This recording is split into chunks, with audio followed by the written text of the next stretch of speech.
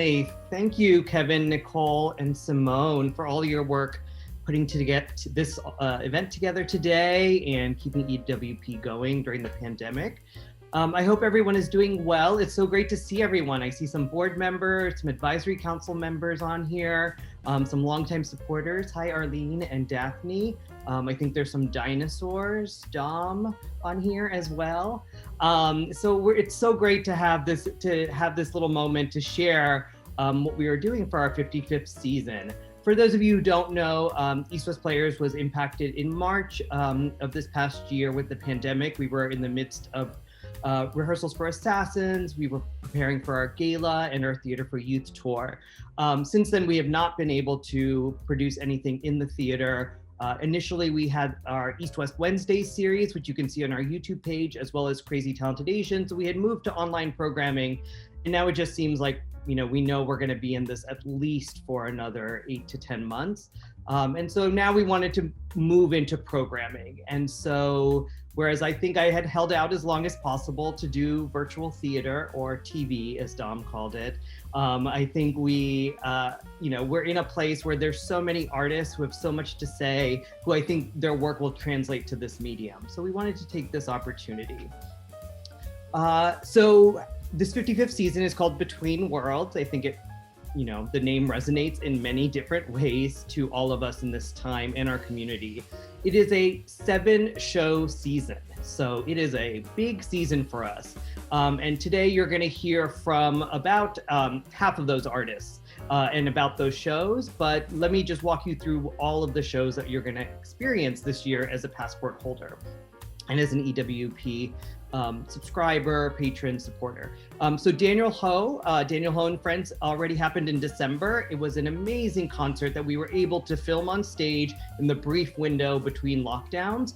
It's on video on demand, so if you haven't been able to catch it, you can go ahead and do that. If you have and want to see it again, you can do that as well. But it was a really beautiful evening and our first time bringing Daniel into the space. And I want to thank our board member Kiyomi Emmy for helping, and Dan Maeda for helping foster that. And it really has come together. Where I think the secret is we might also have an album coming out with this. Then what we're going to talk about in a few minutes is Today Is My Birthday by Susan Soonhee Stanton. Greg and Emily, who are in the cast, are going to join us and talk a little bit about the show. That will be in February. In March, we go to Kaidan Project Part 2. So it's a sequel to our award-winning Kaidan project that we did 2 seasons ago. This one will be a much more immersive, app-driven experience. It's going to be unlike anything you've probably had. It's not a traditional show. You will download apps, you will wander through little Tokyo, things will be GPS triggered. So it is a lot of new technology and experimentation for us, but I think it really works with this project and with the storytelling of these Japanese ghost stories that come alive. So the team has been working really hard on that. In April, we will have From Number to Name with the inimitable Kristina Wong, and we're going to talk a little bit about that show, which is produced in partnership with API Rise. And then in May, make sure my timeline is correct, May we will have SITAYANA by Lavina Jadhwani, directed by Rena Dutt. And this was a play that I first read a few years ago. It had a wonderful reading at the Asian American Theater Conference in Oregon at the Oregon Shakespeare Festival. And there's just a number of things that I just thought would translate really well to our digital medium. And it's also just really fun storytelling that is also timely. In June, we have 1 Hour Photo by Tetsuro Shigematsu, and we'll show a little bit of a clip about that. Tetsuro is an award-winning solo performer. He is Asian Canadian, and we are working with Vancouver Asian Canadian Theatre on this show. It's going to actually have productions all over Canada. It's had in person. It's being reworked and recorded for the digital space, and East West Players will present the American premiere of it. And I'm really excited to bring the show and Tetsuro to the EWP community.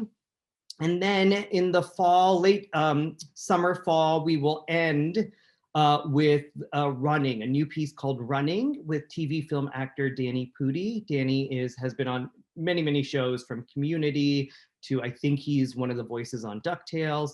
And he's a very funny artist, and he has this wonderful show that will be interactive with video game elements, or inspired by video game elements, as he tells us a little bit about his story. Danny is Indian Canadian, so Indian Irish, and so he has a very unique journey, being a mixed race Asian American artist. And so we thought we would bring him in. And we're working with Enact in San Francisco and Hypocrite Theater in New York on both Running and SITAYANA. And Today's My Birthday is being produced and presented by Theater Moo. So I want to stop there and say, we have a show each month. The format for the shows will vary. That's the one thing about this digital medium that is, I think, very exciting. So some things will be live event.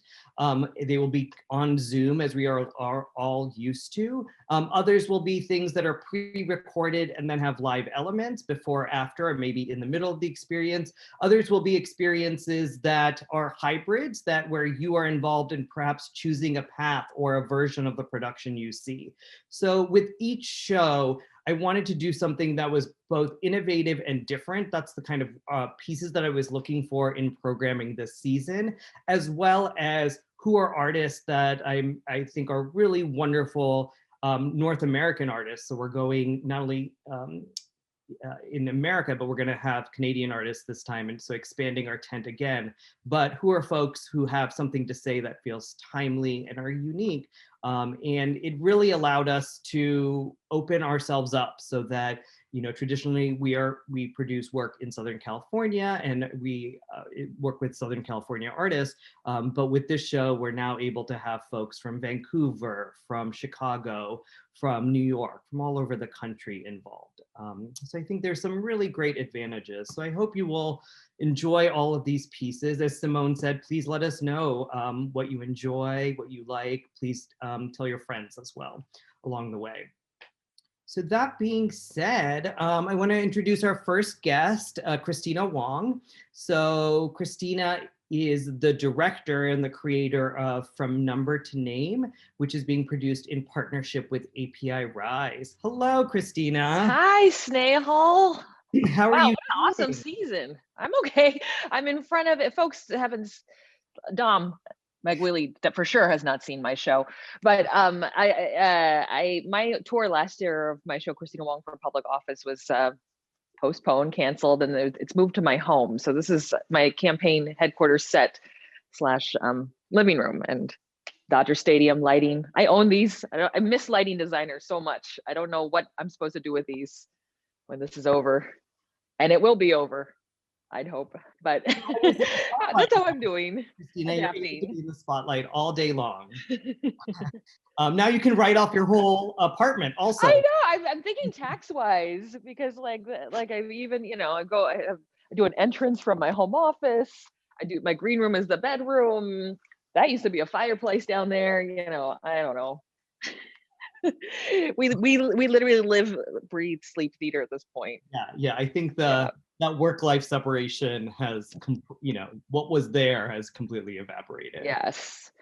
So, and are you, just so I get your title correct, are you an elected official at this moment, or you're a candidate? Yes, I am an elected official. I'm running unopposed in a re-election. So literally I can do anything. I can do a striptease at the meter thing, but I won't unless you've paid for it, unless you're a big donor. So Randy, I'll talk to you later. I know you are. Uncle Al's there. You get it. Rest of you pony up. But yeah. Great. Okay, good. You're scared that you. Do I have control over that mute button also? So Kristina, first of all, I think many folks saw you in your show, Kristina Wong Runs for Office, which is what the backdrop we see. Is it Runs for Office? Is that the title? For public office. For public office, which you kind of did that nationally, right? You had many theater Yes. organizations that presented the work. Do you have any funny stories or instances? Because I know it was also interactive, so you had moments where you brought people on from Zoom and things like that. Anything that comes to mind? I just, it was just such a trip to be able to turn what was supposed to be a rowdy, loud in-person rally to Zoom, um and just have these audiences who were like in different countries in the same room, and who probably wouldn't have been able to catch it because I never would have come to their town. They don't have a theater in their town on Zoom. Um all sorts of, like, my home phone, I would sometimes forget to unplug and I get robocalls. That would sometimes go off during a show and I'd have to, excuse me, go and like unplug the home phone. Yeah, there are sort of glitches that come with doing stuff at home, and it's been a funny thing to adapt to that. And I find audiences are much more patient. It's like, what I appreciate about watching Zoom theater is like it's having a nice meal at someone's house. Like, is it like 5 stars on Yelp? Maybe not, but it's something very sweet and personal.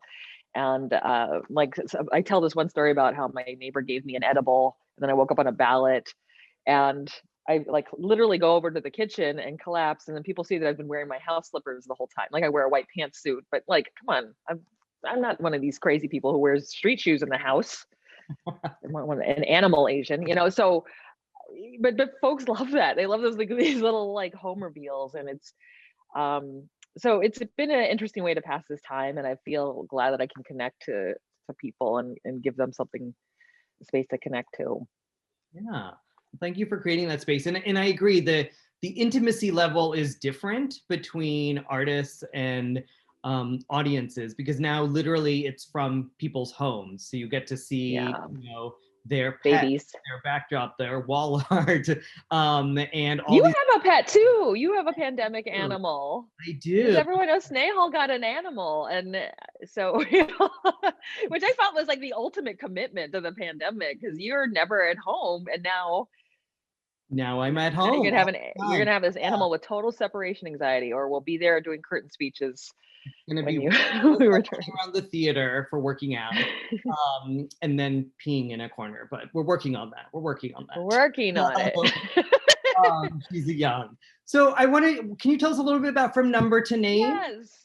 So I'm a solo performer, and a few years ago, I had an invitation to do a performance and workshop at San Quentin Prison with a program called Roots. That's different than API Rise, but it's sort of the Northern California in prison Asian American history. The Roots stands for Restoring Our Original True Selves. And the Asian American prison population is a small population in prison. It's sometimes not even counted. So it's hard to get a gauge of actually how many Asian Americans are incarcerated. They're sometimes just pushed into the category other, or maybe not counted at all. And I agreed to do it. I think I understood in theory uh, issues that affect folks who are in prisons, but I will tell you quite frankly, like, before that visit, I was just kind of terrified. Like, what if this doesn't go well? I literally am bombing in front of murderers, right? Like I just had the worst stereotypes of how bad this could go, and how harsh the inside would be. And it's not to say it's not a harsh environment inside, but it was a really kind of incredible eye-opening experience to meet people who Asian Americans who many of them learn English while they were in prison. Some of them were incarcerated when they were like 17, and like I'm meeting them at like in their 40s. And it was just like a very human experience. And at the time I was talking about my show Wong Flew Over the Cuckoo's Nest and performing some of that. And that show's about depression and suicide among Asian American women. And just to talk about this issue with them was really incredible. I mean, I kind of think that a lot of these men that were meeting, like, I grew up in San Francisco, and actually some of them, one guy I had met went to the all boys high school in San Francisco. So it was almost like I didn't know him personally then, but these were like people I knew, and they just made really terrible decisions that had led them there. And now they're in this program learning about Asian American history, learning about social movements, learning about their own histories and how they got to, how their families may have migrated to America. and were kind of incredible leaders within this group. And it was this thing which made me just so much more interested in how racism plays out inside prisons. Like groups are divided by race, and it's done purposely so that prisoners do not fight wardens. Instead, they just are kind of taught to fight each other. And then how does that specifically play out when it's a very small population of Asian Americans? So I just became really interested in this, and what does it mean when folks leave the inside, and how do they re-enter society in the world? So I became involved with a group called API Rise last year, which is for formerly incarcerated APIs and families and their supporters. And I just became very emotionally drawn to some folks in the group. There were people whose family members were on the inside and they were still fighting for their release. There were folks who had spent like the last 20 plus years of their life and just gotten out and on the inside and were adapting to life and adapting to sort of like survivor's guilt and all these kind of things. And just hearing their stories were just super fascinating. And for those of us who have not been incarcerated, there's a lot of similar issues that they experience that we do, of feeling othered and feeling like we need a tribe and a family. And they happen to fight in a very specific way that led to prison. And, you know, some of us find theater and some of us find other things. But I, for a long time, have been wanting to share the stories of these folks and have them share their own stories. And that's what this project is, from number to name. That's a phrase that's often used in prison, that you go from being a prisoner with a number and being identified by your number to back to life on the outside, where you own your name again. And it is being developed over the course of this rehearsal period via Zoom. I can't really tell you what's going to be in it, but I can tell you these guys are fascinating, and it's very much a devised process. For a lot of them, they aren't performers, but I tell you, if you just sat like I have in meetings, I just feel like a fly on the wall, and these stories are just incredible and amazing and just so human. And I feel like so underrepresented in the theater landscape when we think about Asian American stories. So I'm so excited to share this community with you, to share the work of API Rise, and to get us thinking about a population that I think we either pretend doesn't exist, dismiss altogether, or don't even realize exists because of the shame around incarceration in our communities. Thank you. Yeah, I think obviously there's a lot of, particularly here in Southern California, conversations around prison reform, mass incarceration reform. There's been lots of conversations around bail. And, you know, yeah, I think particularly this model minority is a myth, right? It's a myth idea that we know.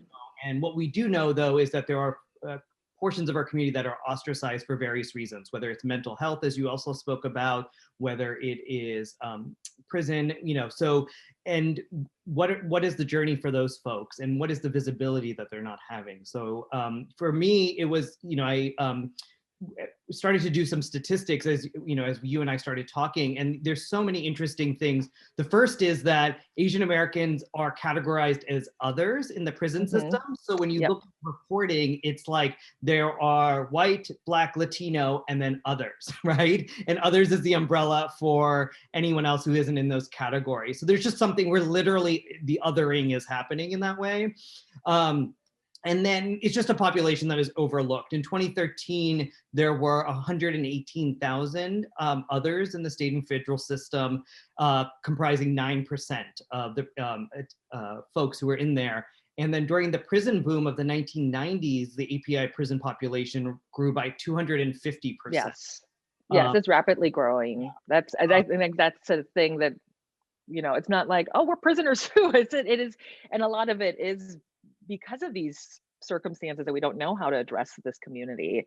That even within the prison, those prisoners, especially if English is not their first language, to advocate for medicine or care becomes that much more difficult. And they're also in this, you know, they're literally in this very hostile, incarcerated environment. So groups like Roots, groups after like API Rise that are about creating this family or some understanding. We have a lot of conversations within the group about racial justice and connecting incarceration in prisons now to incarceration happening in Muslim communities, in kids in concentration camps, Japanese American concentration camps, right? We make these connections to how groups are targeted and incarcerated, and the effect that has.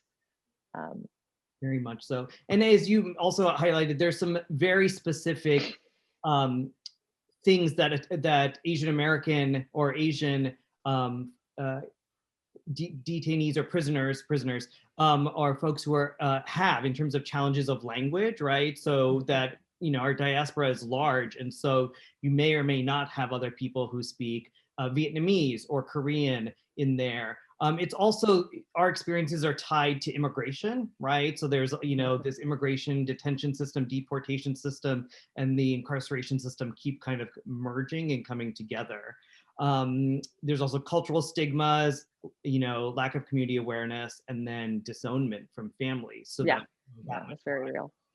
And I think the biggest thing that made me want to make sure that something was done theatrically, and it was so great that you're working on this, is that recidivism rate, yeah. Excuse me. What has been proven, no matter what community you are, is that those are very high unless people not only get support to get jobs and get their lives together, but also get support in terms of having their story told and being seen and being recognized. Those things have an impact, because right now it's been as high as 72% for Asian Americans in terms of the rate of folks who have come out of prison and going back in 3 years. So so I want to thank you for that. One last question before we move on. So you're, you know, what made you want to direct this piece? You talked a little bit about it. So you're not performing in it, which is what everyone is usually. Yeah. So you're going to direct it. Do you have any, have you directed before? Do you have any thoughts on that? And how did you kind of come to decide the process? A little bit more about that. I know you talked. So I've actually, some folks know me from my one-person show stuff, but for many years I've received an artist in residence grant with the city of LA, and I have worked with different communities. While I am not like a director per se, I'm very much like a midwife that can help like pull stories out of communities who don't perform. So for a couple of years I have been doing work with the undocumented community, and there's a lot of similarities between the undocumented community. Actually, some of the folks in this group are Asian American, have been incarcerated, and they are facing deportation right now. And some of them have gone to ICE and are here, and it's like constant dance trying to figure out if they're going to stay or not. So I have been doing pieces like that where I'm very much like helping them tell their stories and generate stories and putting them together into a piece. And that's sort of how I like to direct in that sense, is to see what's on the table, put it out there. I've been really wanting to, I had this moment after we had an API Rise meeting. The group, one of the founders of the group is Paul Jung, and he started it because his brother Ben was incarcerated for 20 years, and he wanted to create some sort of support system for him as he was coming out.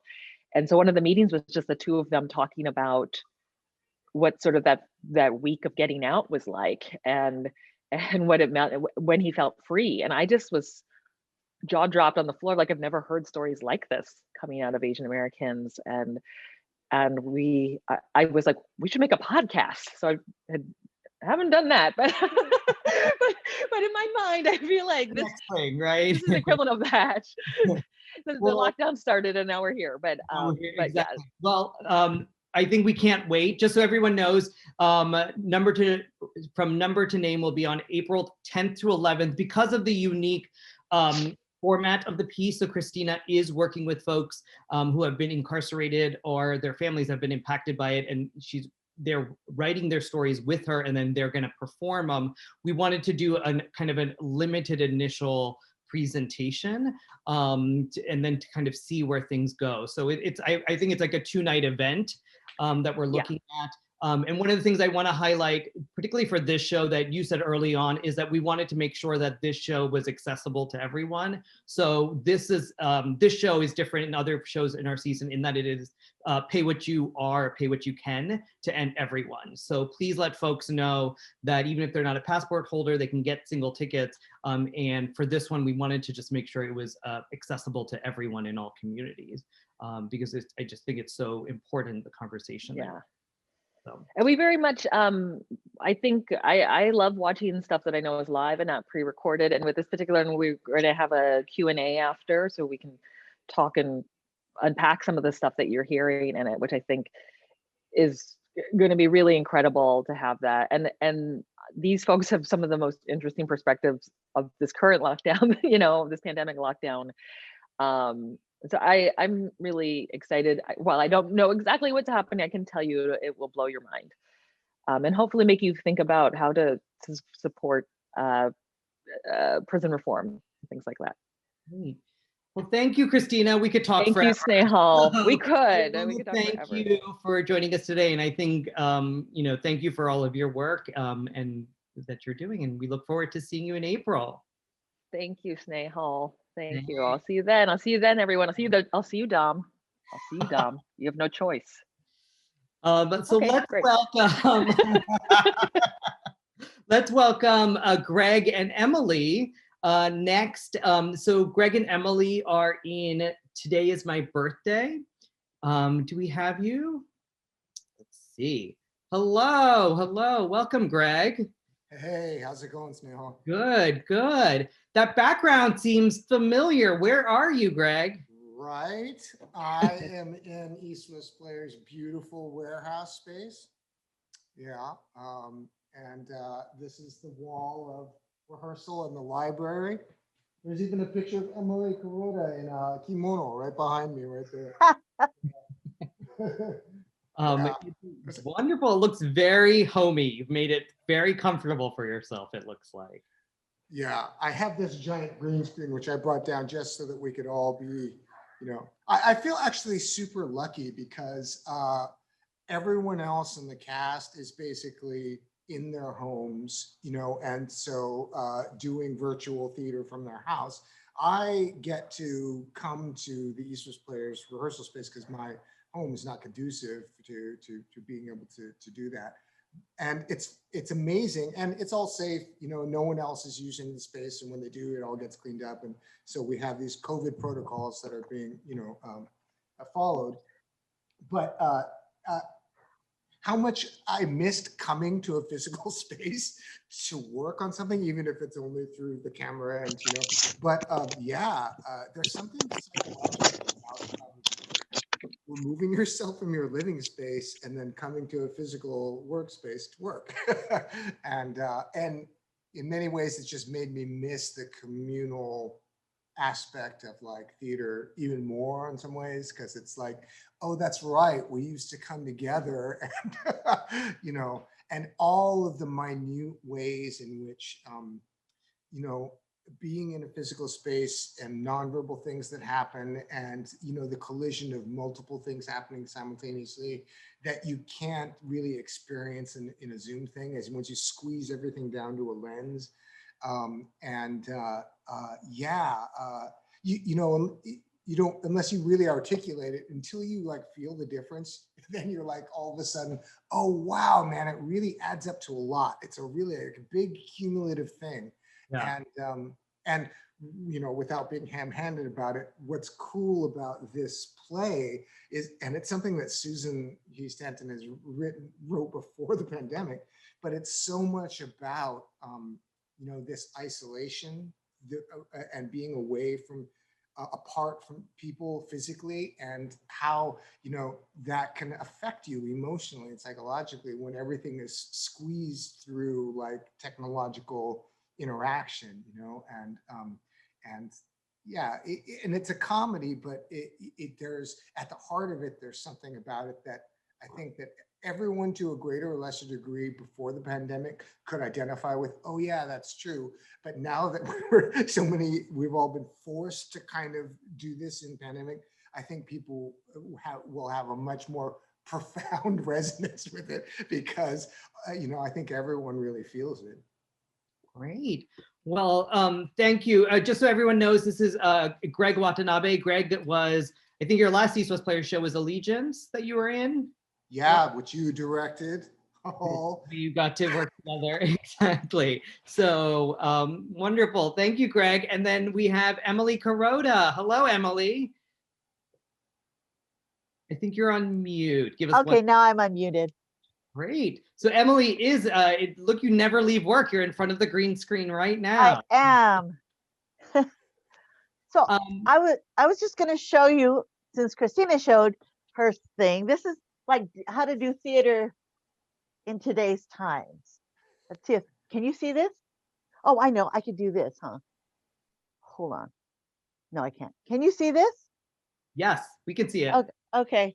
So I've got like 2 green screens, a lot of lights, 2 monitors, and then here's wardrobe, which I have to like, steam before every show. This is the prop table.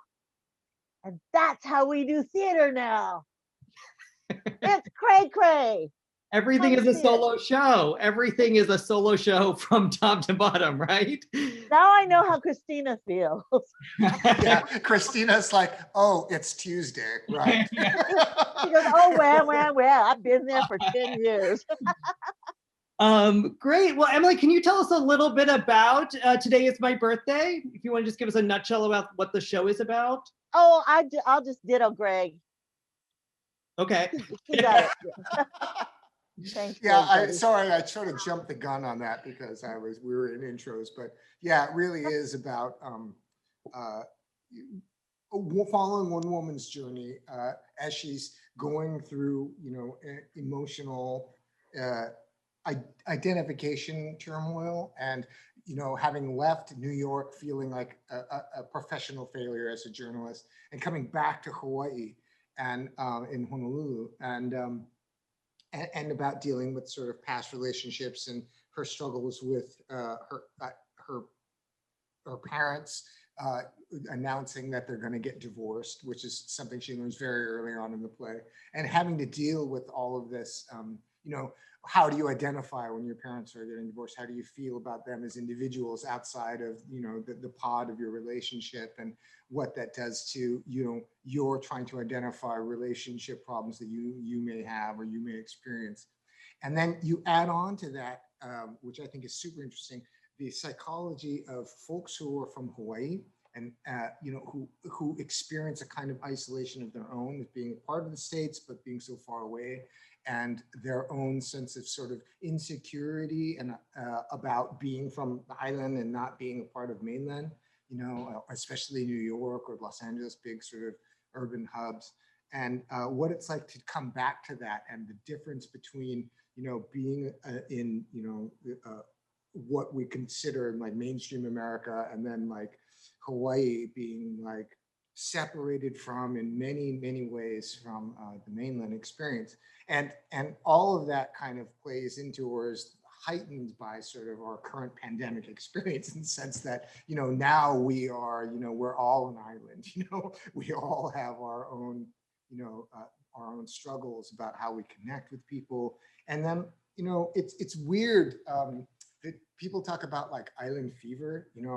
My mom's side is from Hawaii, so that's sort of, and having worked on plays where the characters and subject matter dealing with Hawaii, but that you live on a place, and no matter how much you may love it, there's this feeling of, I've done everything on this island and I just need to get out.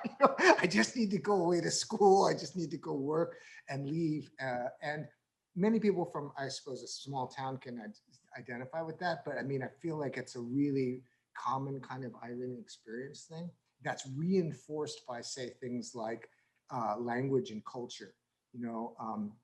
Hawaii is so interesting because it has a majority people of color population. Its percentage of Asian Americans is much higher than the US in general. And so like the difference between coming from a culture like that and going to sort of anywhere, almost anywhere else in the United States, is like a culture shock. And I think coming back is kind of the same way. And I think that even though those things get dealt with obliquely, the play does deal with that in some ways, and including like language, and accent and regional accent. I feel like whenever we talk about regional accent in American plays, even Asian American plays, we talk about immigrant community generational language differences, and I think that those are super important and well documented in Asian American plays and literature. But largely we also get regional accents like New York or somewhere generically in the South. But Hawaii offers a really unique perspective on sort of, with the pidgin accent and locality and regionality, and how much that's tied into class and sort of race stuff that has happened in Hawaii. And all of that is kind of layered underneath in her play, I think, in a really interesting way, because it's a very modern play. These are modern urban people in Honolulu. It's not like a plantation play from the turn of the century, but those things color, I guess maybe that's not the best word to use, but they percolate underneath and live inside of this society that shift the main character's perspective in terms of how we receive the whole play, because she's grew up in Hawaii and then lived in New York and is now trying to deal with all of that. And I feel like it's a really great modern Asian American experience that really takes into account like a modern Hawaiian American or Hawaiian Asian American from Hawaii's perspective, without dealing with it directly and saying this is what this is about. I think a person will experience it as a comedy with an Asian American female. But for those who are from Hawaii, I think that they'll really pick up on a lot. And for those who are not, I think that they'll identify some things that'll be like, oh, wow, is that how like someone who's Filipino but from Hawaii sounds? I think it's many layers. It's very layered. It's very layered. So great. And I know you have rehearsal today, correct? In a little bit. So I think Emily may have left us already, but you nailed it. I think the play, what drew me to the play is that it's about connection in our digital age, right? And then it's the layers that particularly Susan is Hapa, she's from Hawaii. Susan, for folks who may remember, it was the playwright for Takarazuka, which East West Players did a number of years ago. She has also been writing for the HBO TV show Succession. So I think it really, it's one of those things where it was written as an in-person play, but when you read it, you can see how it could quickly translate to a digital experience and really connect to today. So last question before we have you go. So what should people expect? What should folks expect for this show? And if you want to just tell us how rehearsals are going. Oh, okay. Yeah. And also address some things that Kristina brought up, which are really, really great questions. Which were about how this is being presented, how technically we're achieving it or presenting it. The play is written in scenes, so they're not monologues, but they're all, what Susan has done is create a situation where almost none of the characters are ever in the same physical space.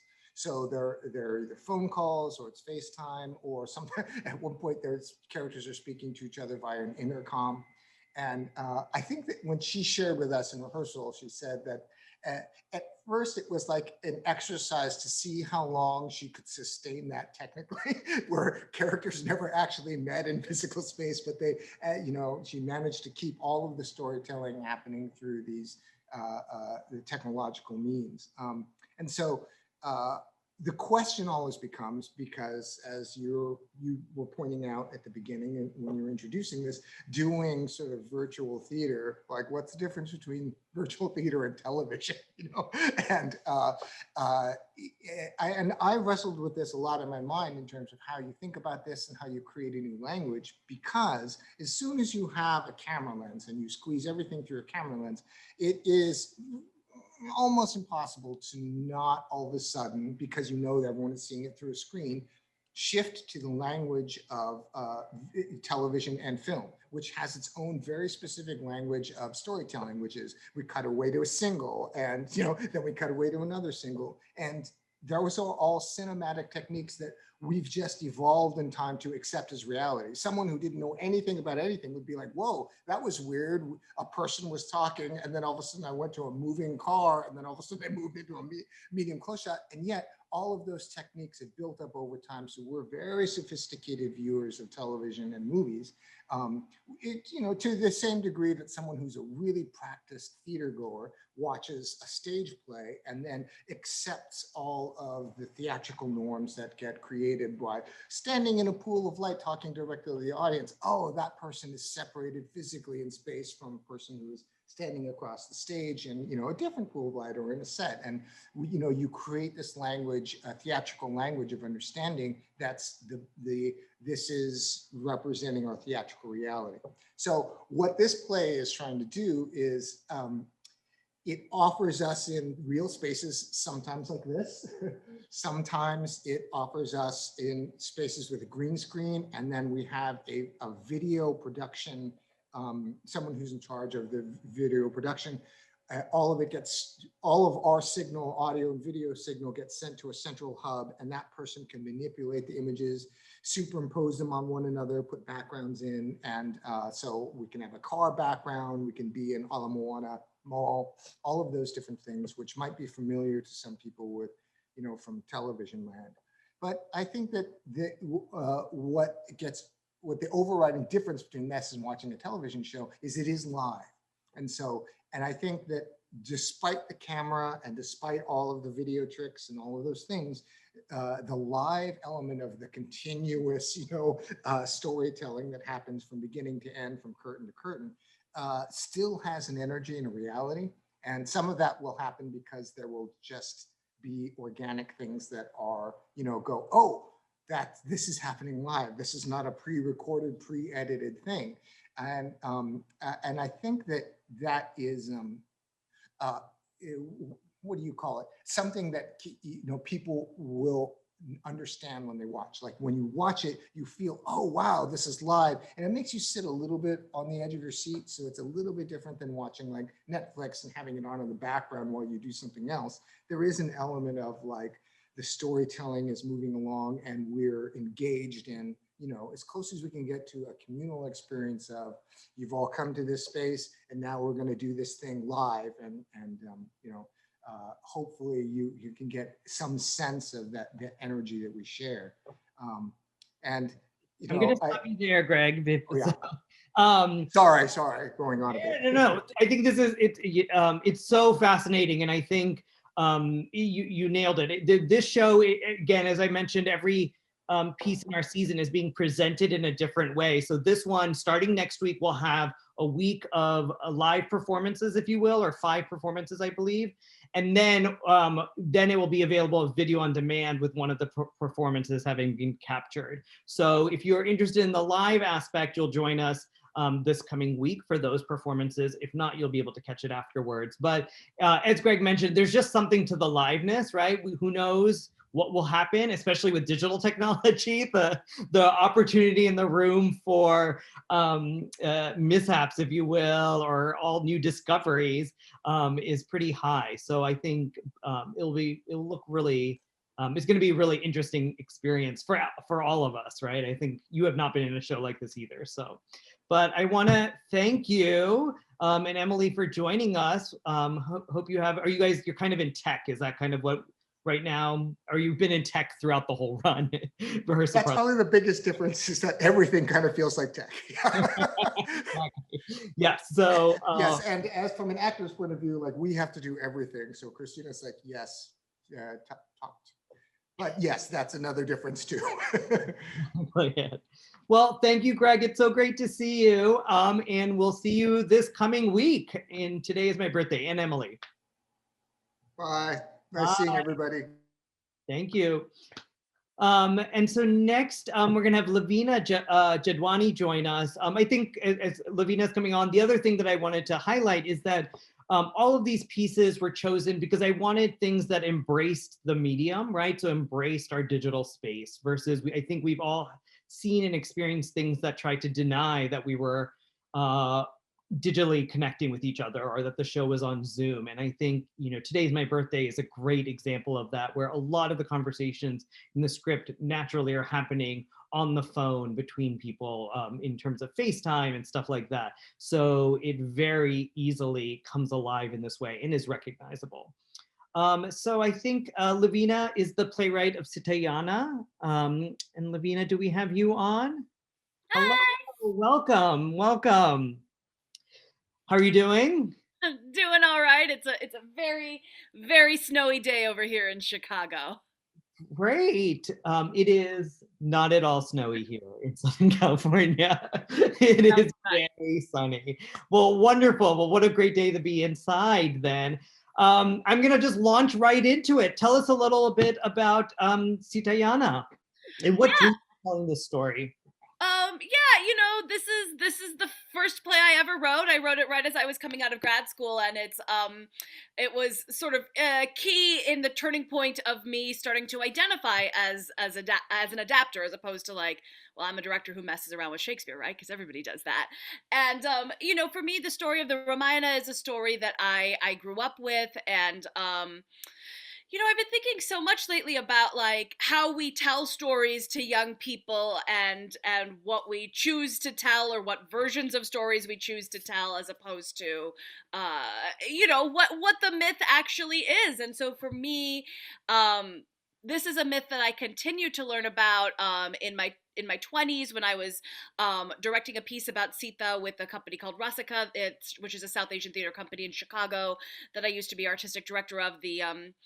I don't know, it feels weird to be like protective of spoilers of a myth that is like thousands of years old. Yeah. And yet there are parts of the story, though, right? The turning point of my play is the idea is it is the Ramayana told from the point of view of Sita, who is Ram's wife. And for me, it was originally conceived as a solo show because I feel like whenever I see the story of the Ramayana on stage, or like I have on screen, right? I have we've been joking in production meetings about like I have like the VHS tapes that my parents taped off of Saturday or Sunday morning programming growing up, and it's like we still have these VHS tapes. We don't have a VCR anymore, but we have to hang on to these VHS tapes because they feel like sacred in a way. And the story has always, for me, been told in a very epic way in terms of this battle and the war in which Ram fights to go save Sita, his bride, and for me, I was really interested in the war that she fights as the woman who leaves her home to get married to this man, and then leaves that home once he is banished, and then gets kidnapped from that home and fights, and whose sense of purity gets tested multiple times over the course of this journey. And like the extent of those tests, I think when I was growing up, I there was like maybe one line. There were several lines about the battle, and like one line about how Sita proved herself, and then everybody went back to Ayodhya. And I was like, well, wait a minute. So for me, the story is about proportionally shifting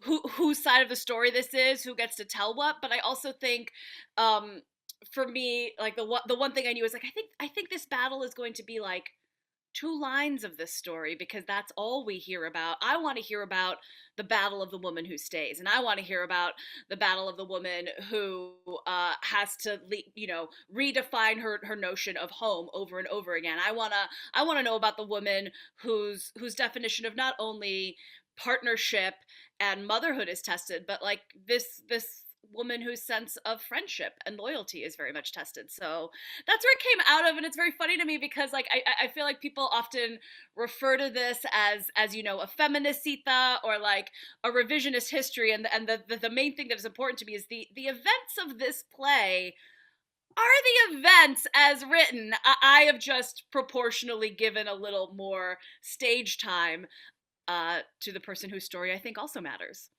Yeah, very much so. It's when I read it, it reminded me of Penelopiad by Margaret Atwood, which was also adapted, which is the Odyssey told from Penelope's point of view, because Penelope is also a marginalized character who's just waiting for this man to come back, and things like that. So I think it's exactly that. You kind of keep the facts of the story there, but you bring us this other narrative that is basically silenced, right, or silent throughout most of it. I'm curious. I want to talk a little bit about the production, but before that, are there things you would recommend to folks to do beforehand? So I think you could come to this play without knowing anything and be set up just fine. But if folks wanted to do a little bit of due diligence or pre-work or anything like that, do you have anything you would recommend folks read up on or watch or do? Yeah, I mean, as you said, the play is written so that no familiarity with the Ramayana is required. I think it plays regardless. That's what I have heard, and that certainly is the goal of it. So I mean, honestly, I would say like come as you are, and if you want to do some more reading afterwards, you can certainly go back. You know, there's so many different versions of this story that one could go back to. I particularly like Sita Sings the Blues, which I think is riffing on some similar things. But I mean, I don't think I know I so appreciate this question, because like my parents always want to like study up and watch a film version or read up beforehand. But the truth of the matter is, I think this piece, at least my hope, I'm always trying to meet people where they're at. So I say come as you are. Great. Yes, I agree. I think you drop us in with the context we need for the story and are able to follow it. So I think that's important to highlight that. Yes, you could come as you are, but if folks want to do research, I think I love Sita Sings the Blue. It's a film that you can just Google and find online for free. And it's an animated film, but it's unlike any animated film I've ever seen. And it highlights the history. So, but again, I think reading afterwards, I think it will lead to a more richer experience, I think, in some other ways. So, well, great. And so, you know, it was so interesting to also now as we work to adapt this solo show for the screen. So do you want to give a little bit of some of the, you know, of all the productions we're doing, this is the one that I think they're the most, in the good ways, actually in running too, but unknowns, right? I think we're finding our way. But I think I love that, and we have time in this process to do that. So what are some of the things that, you know, if you want to tease out? I know what we want to talk about is that we're looking to cast 3 different women to play Sita. So it's a solo show, but we're actually going to do it in a different format. Anything else that you want to kind of, that's, you know, from our conversations that you're excited about in the production? Well, you know, the other reason I wrote this piece is to provide opportunity for South Asian theater artists. You know, I wanted this to be a really juicy role for a South Asian actor to sink their teeth into. And, you know, in our early conversations about the piece, I think one of the reasons I was attracted to this myth also around Sita is so many of us grow up with this idea of like, oh, well, be a Sita and marry a Rama, right? I.e., be a perfect wife to your husband, and right, and everything will fall into line. And again, I think when you actually look at what happens to this woman in this story and what she actually has to go through, I'm like, is that something we want to be upholding? But I think also, you know, this idea of casting a solo show 3 different ways also came out of one, wanting to provide opportunity for South Asian artists, but also to recognize that, you know, the term Desi or South Asian contains multitudes. The idea of identifying as femme contains multitudes.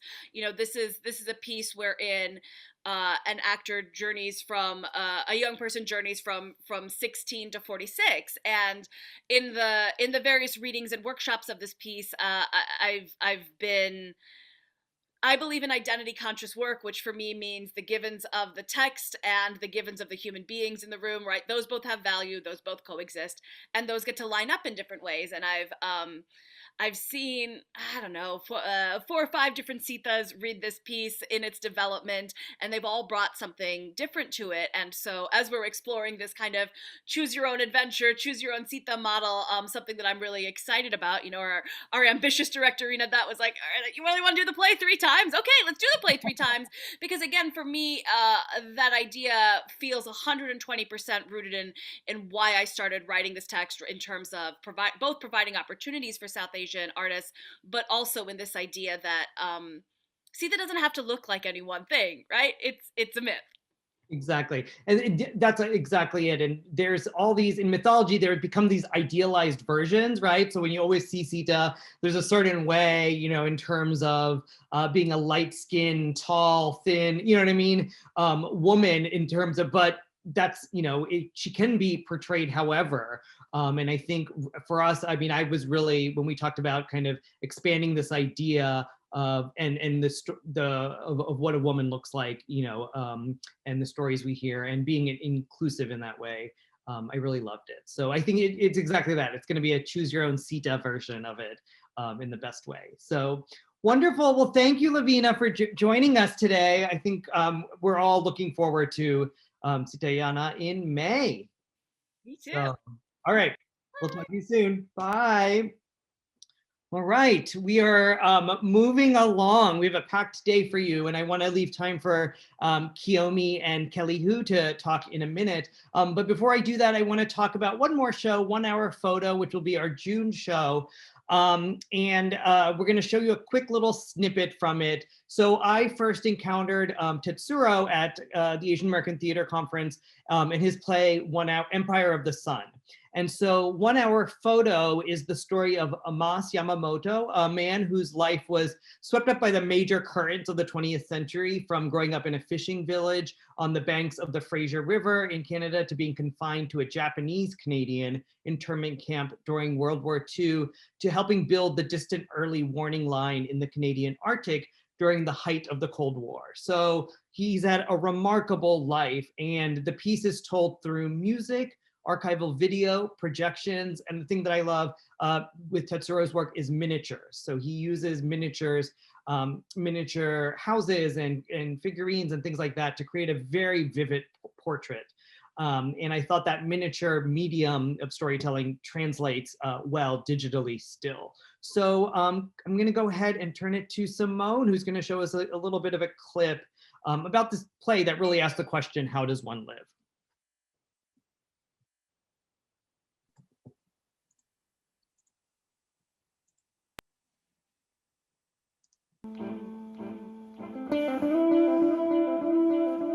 When a school child multiplies 10 times 10, that is mathematics.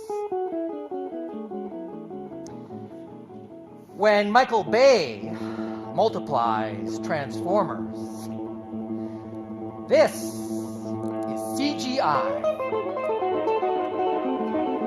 But when Steve and I multiply objects here on stage, this is smoke and mirrors.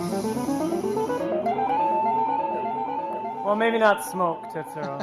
No, but mirrors. In fact, two-way mirrors. A box of two-way mirrors.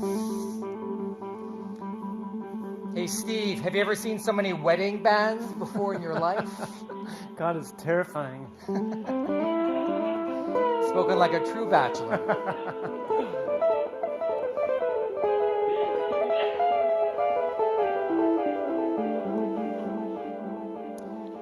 A bunk bed is a wonderful thing.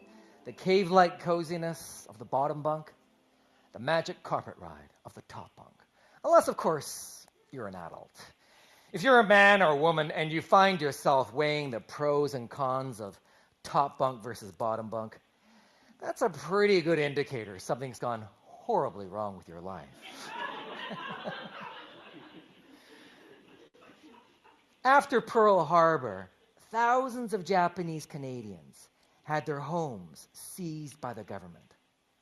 They had just 24 hours to pack up what they could carry, and then they found themselves being corralled to the grounds of Vancouver's County Fair, the Peony at Hastings Park.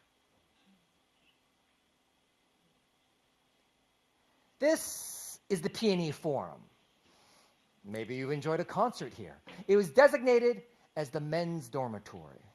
Police were stationed at the entrances to guard against girlfriends and wives from entering this space to prevent, and I quote, further propagation of the species.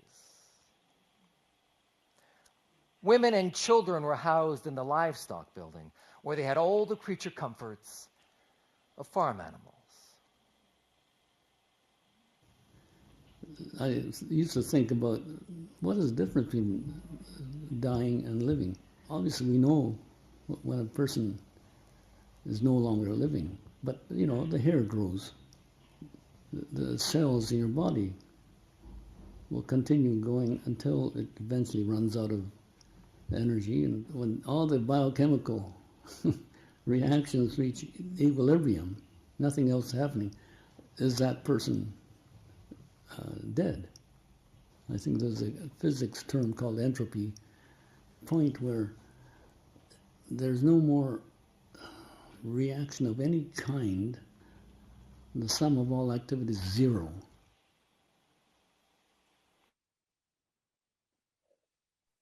Great. So that is a little bit of a preview of 1 hour photo. And as I mentioned, the show has had a live production. That's what you watched an excerpt from, but they are restaging it and doing and filming it for a digital presentation. So what I think you saw already was amazing, but what you're going to see is a multi-camera version of it done with Tetsuro. And again, I think the work he does with miniatures, with the archival footage, things like that, it's just a very moving, beautiful story that he tells. And I'm really excited to bring him to East West Players. All right, so now it is my pleasure to turn things over to one of our board members, the wonderful Kiyomi Emmy, who's going to have a short conversation with the actress Kelly Hu. Kelly can be seen in many, many movies and shows. Currently, you can catch her on Finding Ohana on Netflix. You can also have seen her on Hawaii Five-0, Vampire Diaries, Arrow. She does a lot of voiceover and video work.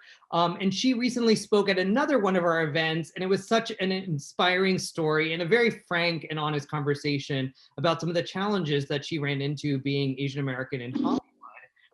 And so I wanted to bring her back to meet everyone and talk a little bit more about those experiences and to share out your background and history with our larger EWP community. So thank you, Kelly, for joining us. And Kiyomi, I'm turning it over to you.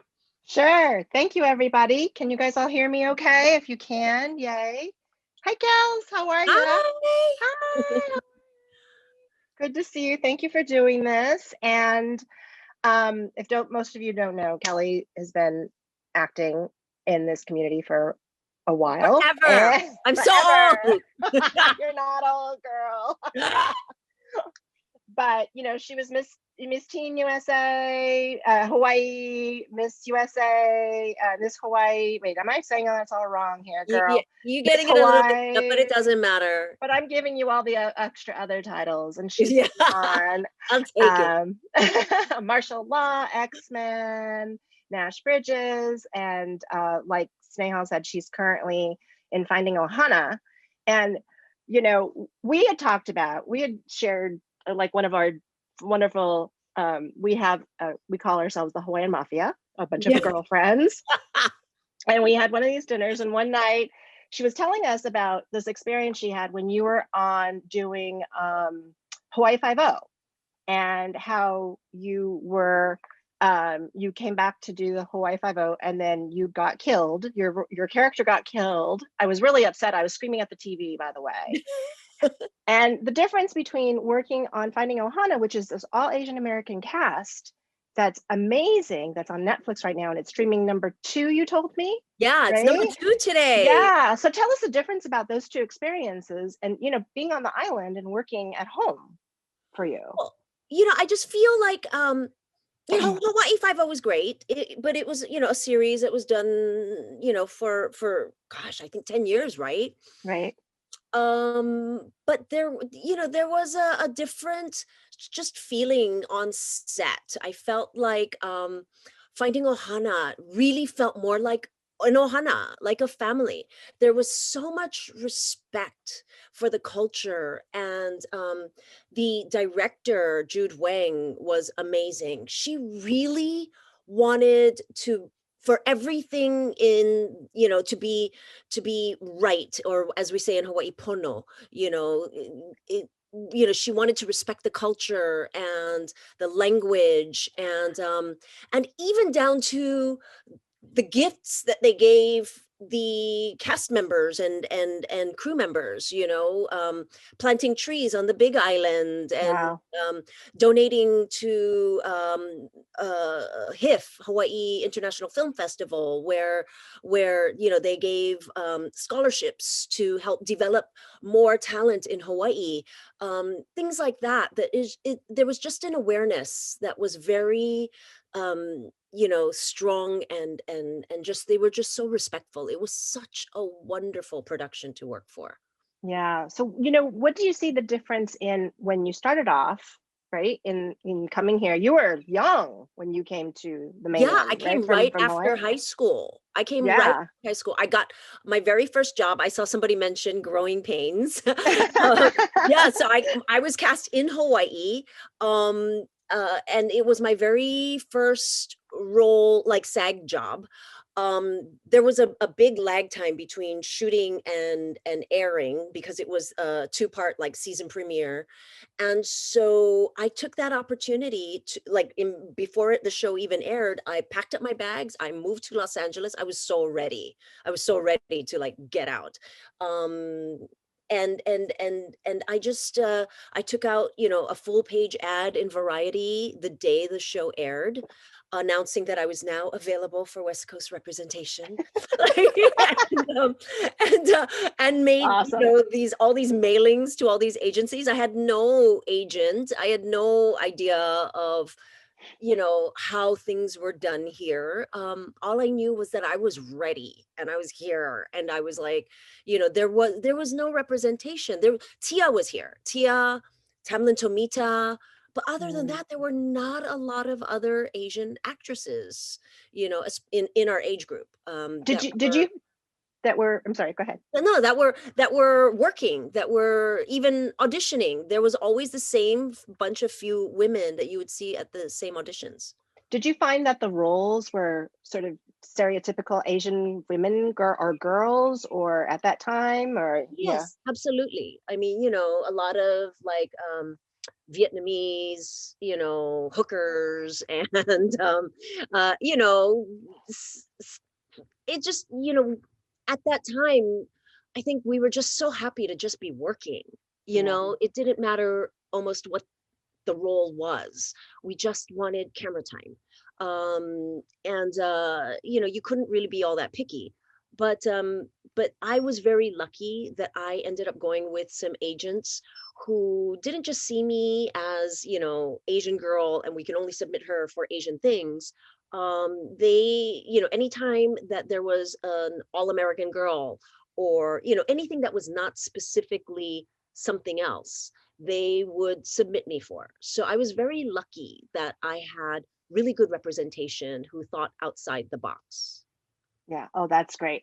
So in the industry, what were some of the positives and then some of the negatives that you felt, you know, having been in the business for, you know, as long as you have, you know, what Right. are some of the pros and cons, I guess? Well, one of the negatives was that there were not a lot of roles for people like us. But one of the positives was that there were not a lot of actors to have to audition against. So it wasn't, you know, maybe it kind of evened out in a way. Maybe it worked to my advantage in a way, because there were just not a lot of actors out there auditioning.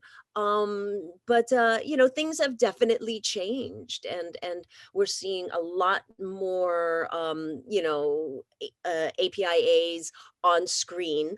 And even now, especially, I think, you know, from what I understand, it's actually hard to be Caucasian in the industry at the moment. Nobody, you know, everybody wants to be so PC that everyone wants to cast people of color, which is awesome, which is great. I think the pendulum sort of swings, until it finally settles in, somewhere in the middle. But at the moment, it's really great for people of color. And there's a film that I'm working on right now, even that I'll be shooting in just a couple of weeks. That was written for an Asian character, but there was no reason for her to have to be Asian. Mm, So I think there's a lot of things like that that are happening where they just want to see more people of color, more Asian people represented. It's starting to get better, and we're having a little bit more representation, and we'll see if it continues. yeah. Do you think that it's because of this whole political movement? I mean, with the whole BIPOC community, that Absolutely. the pendulum has just swung so drastically? Absolutely. I think traditionally, as a people, we weren't very vocal about Right, not being seen and heard. right. And now I think with social media especially, and I feel like we have so much more of a voice. Hmm. It's I think Asians especially are very early adopters of the internet and social media. I mean, especially when it came to like YouTube and all the YouTube stars, all the Asian YouTube Yeah, stars that came out first, right? right. Um, I feel like it's really helped us get the message out. It's helped us all connect, being able to come together and make our voices heard as one. It's very, it's been to our advantage to be able to find one another and get the messages out there. Yeah. There's a question on the chat that says, um, uh, she wanted to know about your skincare. I thought that was sort of a little levity. I love that question, Teresa. It was great. I think it's a little levity. That's so sweet. That's so sweet. Actually, that is something that I had battled for like maybe the last few years. I had a very bad case of melasma, which is, the dark like The brown spots. spots. Yeah, Yeah, like they call yeah. it the pregnancy mask. And Mm-hmm. so I was having to pile on the makeup just to cover that. And that's something that, a lot of Asian women have to deal with. Mm-hmm. Not as common in the Caucasian world. But yeah, definitely it was a huge battle for about 5 years to finally be able to get that calmed down. Wow. Wow. She said, "You're welcome. You're welcome, Teresa, for letting me." I asked her a question. We have another question here, darling, that says the Native Hawaiian representation in Finding Ohana. Yes. She wants to know, please speak to the Native Hawaiian, excuse me, representation on Finding Ohana. I see that as a Native Hawaiian film, not an Asian American film. So we kind of get grouped together, right? I'm mhm. both. I'm Hawaiian and I am Chinese. So I don't know, what should I call myself? It used to be called APIA. I don't know if that's, PC anymore. This all evolves so quickly, I can't keep up. But I feel like, in Hawaii, we have so many Asians. We are predominantly Asian in Hawaii. So even though, yes, it is Hawaiian in the sense, you cannot do a film in Hawaii and not have Asian people in it. I mean, it wouldn't be right. It wouldn't be accurate. So yeah, there is definitely a difference between Asian and Hawaiian culturally, but in Hawaii there is definitely a blend, definitely a mix. Everybody is sort of mixed. Yeah. all my nephews and such are they're all mixed. They're Portuguese, Hawaiian, Chinese, Japanese, you name it. Right. If you only have like 3 things, then you're like, nothing. I mean, I have like friends who have like 10 different, ethnicities, and I don't know how they keep track. But I went to an all Hawaiian school, Kamehameha, and even at Kamehameha, I had only met maybe 2-3 people that were of pure Hawaiian ethnicity. Wow. It's so mixed Wow. that, and when I was growing up, nobody spoke Hawaiian. It was really, the language was almost extinct. And it wasn't until I left, and I left like in the late 80s. It wasn't until I left that there was this whole resurgence and this new awareness of Hawaiian culture and language, that the young people really, got involved, and now you have all these Hawaiian immersion schools and things like that. So, thank goodness for Yeah. that, because it really could have been a culture and language that just completely died out. Yeah. So they want me to ask you one more question and then we'll wrap it up. But Sure. so what, it being, an icon in this field, I would call you an icon, darling.